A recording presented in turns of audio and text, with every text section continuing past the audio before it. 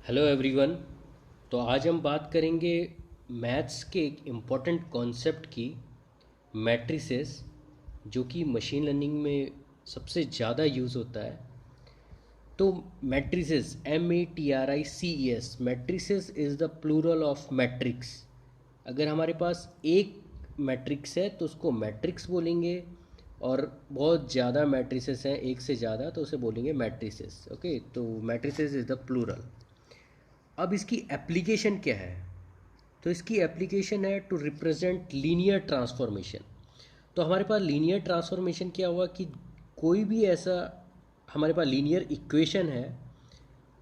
एक linear equation क्या होती है कि जिसकी पावर, उसमें जो वेरिएबल्स हैं, इंडिपेंडेंट वेरिएबल्स हैं और डिपेंडेंट वेरिएबल्स हैं, उसकी जो पावर है वो 1 होती है।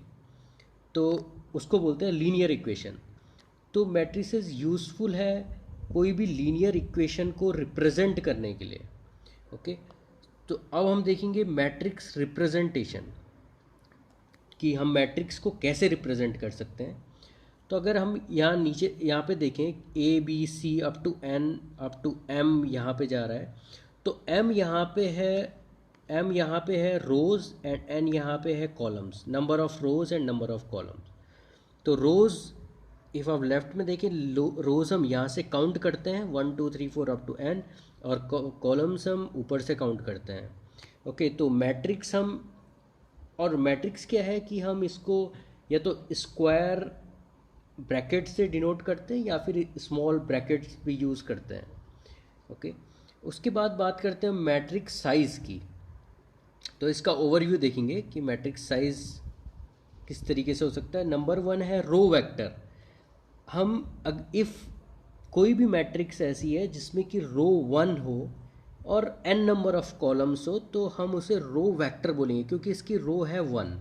ओके, तो यहाँ पे जैसे आप देखेंगे 1 2 3 अप टू n जा रहा है। इसका मतलब जो 1 मीन्स x की डायरेक्शन में ये 1 चल रहा है, यूनिट चल रहा है, 2 चल रहा है, y 3 z and n dimension तक इस तरीके से हम चल रहे हैं।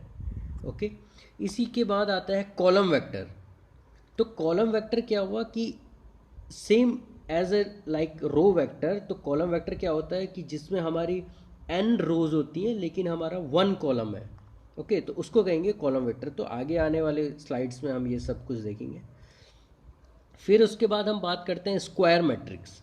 तो स्क्वायर मैट्रिक्स क्या होती है कि जिसके नंबर ऑफ रोज, तो इसके number of rows is equal to होते हैं नंबर ऑफ कॉलम्स के। Okay, number of rows is equal to number of columns, तो उसको बोलते हैं स्क्वायर मैट्रिक्स। तो लेट्स टेक एन एग्जांपल। तो यहाँ पे अब आप देखें 1 4 7 2 -5 -8 3 6 9। तो यहाँ पे नंबर ऑफ रोज है 1 2 3, और नंबर ऑफ कॉलम्स भी कितने हैं 1 2 3।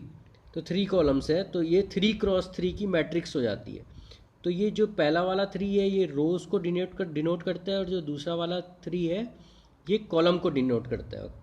ओके, अब यहाँ पे जो नोट करने की बात है, ये मैं ऑलरेडी आपको बता चुका हूँ कि ये स्क्वायर ब्रैकेट या फिर हम स्मॉल ब्रैकेट से हम इसको डिनोट कर सकते हैं। ओके, अब बात करते हैं हम कोऑर्डिनेट एक्सिस। इफ़ कोई भी हमारे पास कॉलम वेक्टर है या रो वेक्टर है, तो हम उसे किसी कोऑर्डिनेट एक्सिस में हम कैसे डिनोट कर सकते हैं, हमारे जो वेक्टर्स हैं वो कैसे दिखते हैं, ये हम ऑलरेडी पहले डिस्कस कर चुके हैं, लेकिन हम इसमें फिर से डिस्कस करेंगे। सपोज़ मेरे पास ए वेक्टर है 1 2, तो मैं इसको लिख सकता हूँ, और 1 2 मैं 1 2 को एज ए रो वेक्टर भी लिख सकता हूँ। ओके, लेकिन अगर आप ध्यान दें यहाँ पे नोट में ध्यान दें यहाँ पे कि 1 2 can't be written as 2 1, because जो मेरा 1 है यहाँ पे ये x डायरेक्शन में चल रहा है और y 2 चल रहा है y डायरेक्शन में। और अगर यहाँ पे मैं 2 1 लिखूँ तो x की डायरेक्शन में वो 2 यूनिट चलेगा, और y की डायरेक्शन में 1 यूनिट चलता है। तो ये हम इस तरीके से ये रॉन्ग हो जाता है, क्योंकि हमें x में 1 चलना चाहिए, right. But 1 2 can be written as 1 2, हम इस तरीके से इसे लिख सकते हैं। बट फॉर कन्वीनियंट, हम कन्वीनियंट के लिए क्या करते हैं कि हम रो वेक्टर को छोड़ के हम कॉलम वेक्टर में लिखना ज़्यादा कन्वीनियंट है, मैथमेटिकल कन्वीनियंट होता है। ओके, तो अब हम यहाँ पे चलते हैं फिर से दोबारा से।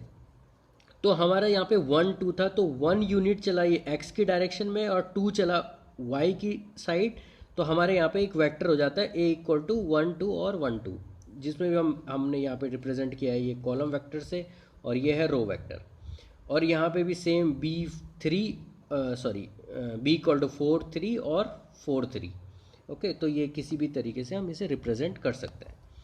फिर हम बात करते हैं एडिशन ऑफ मैट्रिसेस। तो मैट्रिक्स है हमारे पास, अगर दो मैट्रिक्स हैं और उनका हमें एडिशन करना है तो हम किस तरीके से करेंगे। तो सबसे पहले मैट्रिसेस में क्या ध्यान रखना है कि जो उसकी डायमेंशन है, डायमेंशन मीन्स अगर हमारे पास कोई ए मैट्रिक्स है और उसकी डायमेंशन है m क्रॉस n, तो सिमिलरली जो डायरेक्शन ऑफ b है वो भी m क्रॉस n ही होनी चाहिए, तभी जाके हम एडिशन कर सकते हैं।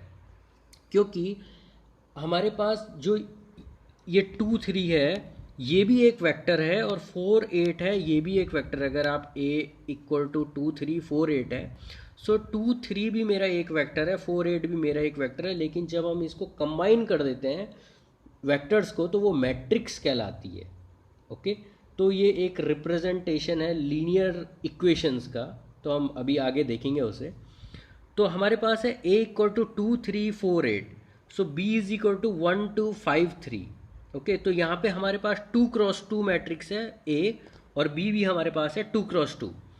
तो हम किस तरीके से इसे एडिशन करेंगे, तो 2 4 3 8 प्लस 1 5 2 3 इज इक्वल टू हो जाता है 2 को हम 1 से कर देते हैं ऐड, 4 प्लस 5 हो जाता है, और 3 प्लस 2, तो आप यहाँ पे देख सकते हैं 3 प्लस 2 एंड a प्लस 3, तो इसको हमें निकल के आ जाता है a plus B is equal to 3 9 5 11।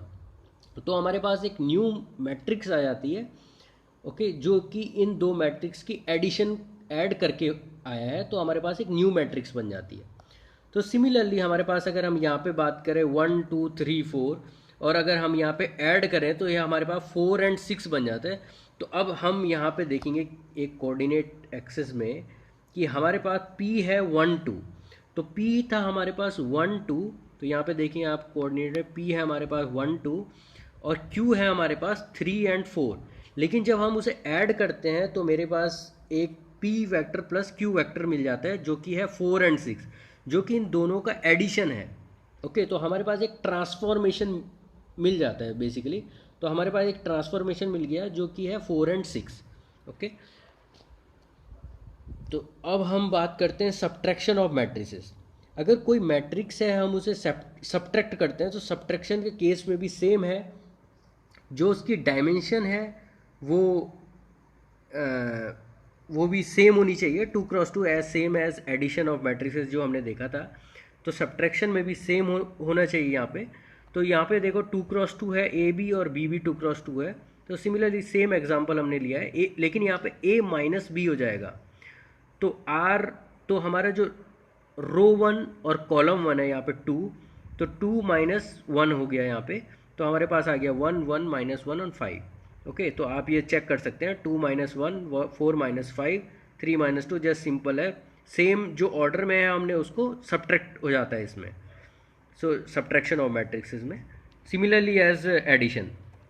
अब हम बात करें सिमिलरली हमने यहाँ पे एक वेक्टर लिया है, तो यहाँ पे हम देखेंगे ये भी 2 क्रॉस 1 है, और यहाँ पे क्यूब हमारे पास है 2 क्रॉस 1। सो सेम है, तो हम इसको सब्ट्रैक्ट कर सकते हैं। तो यहाँ पे हमारे पास मिल जाता है 1 माइनस 3 एंड 2 माइनस 4, तो हमारे पास माइनस 2 एंड माइनस 2। ओके, एक कॉलम वेक्टर मिल जाता है। तो हमारे पास देखिए ये p है और ये q है।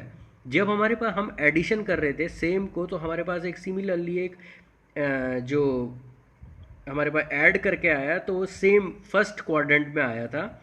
लेकिन अगर हम सब्ट्रैक्ट कर रहे हैं तो हमारे पास देखिए थर्ड क्वाड्रेंट में चल जाता है, p vector minus q vector आ गया हमारे पास।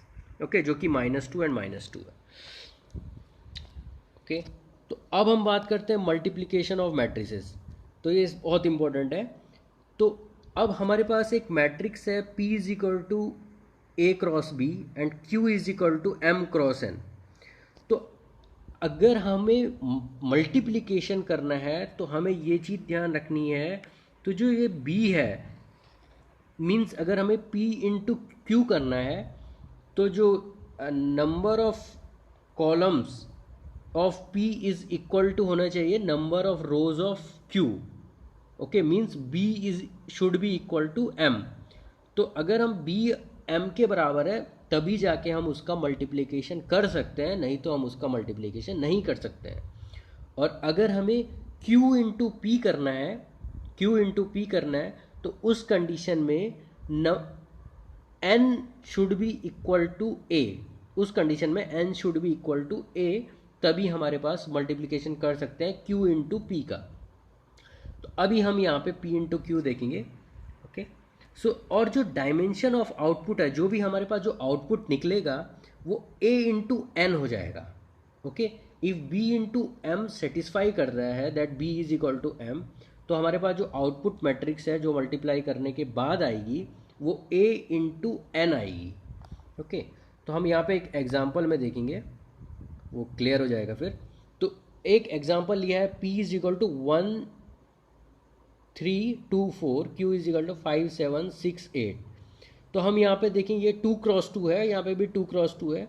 तो अगर हम देख रहे हैं कि b is equal to m है, यहाँ पे दोनों 2 हैं, तो हमारे पास जो आउटपुट मैट्रिक्स बनेगी वो a क्रॉस n की बनेगी, जो कि हमारे पास यहाँ पे है 2 और 2। तो 2 क्रॉस 2 की हमारे पास बेसिकली यहाँ पे मैट्रिक्स बनेगी। तो अब हम किस तरीके से मैट्रिक्स मल्टीप्लिकेशन होता है, तो 1 means first row and first column दूसरे का, फिर second row and second column. Okay, sorry, first row first column, first row second column, second row first column, second row second column. तो इसी तरीके से 1 cross 5, 1 into 5 plus 2 into 7, 1 into 6 plus 2 into 8, 3 into 5 plus 4 into 7, and इस तरीके से हमारे पास p into Q की एक मैट्रिक्स आ जाती है। अब हम दूसरा एग्जाम्पल देखेंगे। इफ़ हमारे पास 2 इंटू 3 की कोई मैट्रिक्स है, जो जिसकी डायमेंशन p की डायमेंशन है 2 इंटू 3 और q की डायरेक्शन है 5 इंटू 2, लेकिन इस कंडीशन में अगर हम चेक करें जो हमारा 3 और 5 है ये इक्वल नहीं है, तो number of columns of p is not equal to number of rows of q। तो इस कंडीशन में हम इसको मल्टीप्लाई नहीं कर सकते, it can't be multiplied. Okay, so अब हम एग्जाम्पल थर्ड में जाते हैं। तो हमारे पास यहाँ पे 1 3 5 6 1, तो हमारे पास यहाँ पे 2 क्रॉस 3 की मैट्रिक्स और Q है हमारे पास 1 2 4, यहाँ पे हमारे पास 3 क्रॉस 1 की मैट्रिक्स। तो अगर हम यहाँ पे चेक करें तो यहाँ पे हमारे पास 3 है, दोनों जगह 3 है, means number of columns of P is equal to number of rows of Q। तो इसका मतलब हम इसको मल्टीप्लाई कर सकते हैं और जो हमारे पास आउटपुट निकल के आएगी मैट्रिक्स वो होगी 2 क्रॉस 1 की। Okay, so let's multiply it. तो 1 3 2 5 6 1, तो हम इस तरीके से इसका मल्टीप्लिकेशन करेंगे और यहाँ पे हमारे पास निकल के आ गए 2 क्रॉस 1, जिसमें कि 2 हमारी रोज हैं, मीन 15 एंड 21, और हमारे कॉलम है 1 कॉलम हमें यहाँ पे मिल रहा है। ओके, अब हम बात करेंगे how to write linear equation in matrix form. कोई भी हमारे पास लीनियर इक्वेशन है, हम उसको मैट्रिक्स फॉर्म में कैसे लिखेंगे। फर्स्ट एग्जांपल की बात करते हैं। अगर हमारे पास एक ये मैट्रिक्स ये इक्वेशन है, सपोज ये एक इक्वेशन है, first equation x plus 2y is equal to 0, तो हम इसको लिखेंगे एक रो वेक्टर में 1 2 और x y, बिकॉज हम अगर इन दोनों का हमें मल्टीप्लिकेशन करना है तो हमें क्या चाहिए कि इसका number of columns of first means 1 and 2, जो भी ये मैट्रिक्स है मीन्स रो मैट्रिक्स है और कॉलम मैट्रिक्स है, इनके जो हमारे पास इसका कॉलम है और इसका रो है वो सेम होना चाहिए, तभी जाके हम इसको मल्टीप्लाई कर पाएंगे। ओके, तो इफ़ आप इसको मल्टीप्लाई करेंगे तो हमें देखिए हमारे पास same x plus 2y is equal to 0 निकल के आता है। इट मीन्स दैट इस जो हमारे पास ये इक्वेशन है हम इसको इस तरीके से मैट्रिक्स फॉर्म में डिनोट कर पाते हैं। तो बेसिकली हम मैट्रिक्स फॉर्म में क्यों रखते हैं, क्योंकि हमारे पास एक ईजी वे में हम उसे सॉल्व कर सकते हैं किसी भी लीनियर इक्वेशन को इजी वे में हम उसको सॉल्व कर सकते हैं। उसके इफ़ हमें कुछ रैंक ऑफ द मैट्रिक्स निकालनी है हम वो भी निकाल सकते हैं, डिटर्मिनेंट, तो हम आगे चल के इसे इन सबको देखेंगे। ओके, तो अब हम बात करते हैं एग्जाम्पल 2 की। तो यहाँ पे हम चेक करते हैं 2x plus 3y is equal to 9। तो हमारे पास यहाँ पे एक इक्वेशन ये है और हमारे पास सेकंड इक्वेशन ये है। तो इन दो इक्वेशन को अगर मुझे रिप्रेजेंट करना है, या फिर हमारे पास तीन इक्वेशन हो और जहाँ पे कि एक्स वाई जेड हो, तो उसमें एक्स वाई जेड यहाँ पे जस्ट आपके डायमेंशन ऐड हो जाएंगे, नथिंग एल्स।